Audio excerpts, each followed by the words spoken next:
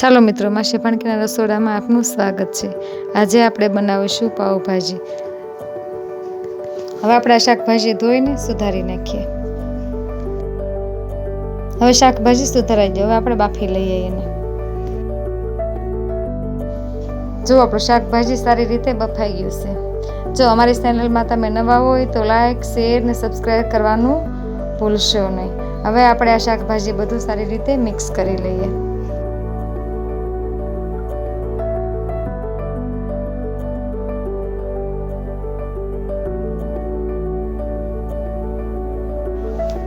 હવે બધા શાકભાજી આપણે મેશ થઈ ગયા છે।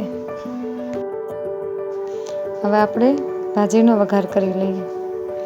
એક બાઉલમાં આપણે હવે તેલ લઈ લીધું છે। આપણે તેલ આવી ગયું, હવે આપણે 1 ચમચી હિંગ નાખી દઈએ। હવે આપણે 2 ચમચી લસણની પેસ્ટ નાખી દઈએ।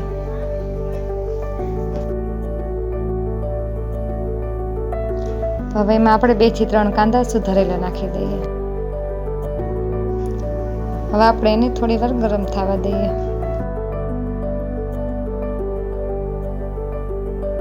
હવે આપણે 2 ટમેટા સુધારેલા નાખી દઈએ અને ઘડીક વાર એને સડવા દઈએ।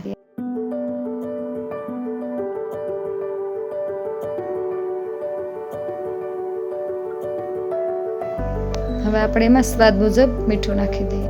હવે આપણે કાંદા ટમેટા બરાબર સડી ગયા છે। હવે 1 ચમચી પાવભાજી મસાલો નાખી દઈએ।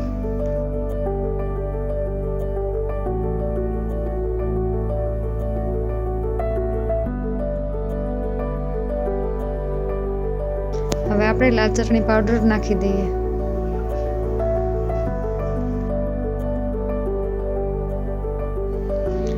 એક નાની ચમચી હળદર નાખી દઈએ। હવે આપણે બધા મસાલા બરાબર મિક્સ કરી લઈએ। હવે આપણે બાફેલા બધા શાકભાજી નાખી દઈએ।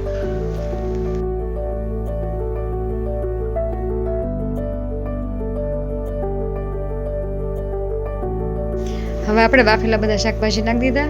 હવે આપણે લીંબુ પાણી નાખી દઈએ। થોડુંક આપણે સાદું પાણી પણ નાખ્યું છે। હવે આપણે ભાજીને સડવા દઈએ।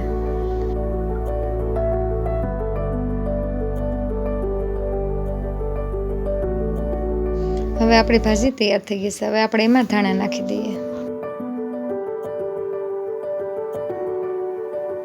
ચાલો, આપણી પાવભાજી બનીને તૈયાર થઈ ગઈ છે। તમને જો આ રેસીપી પસંદ આવી હોય તો લાઈક, શેર ને સબસ્ક્રાઈબ કરવાનું ભૂલશો નહીં।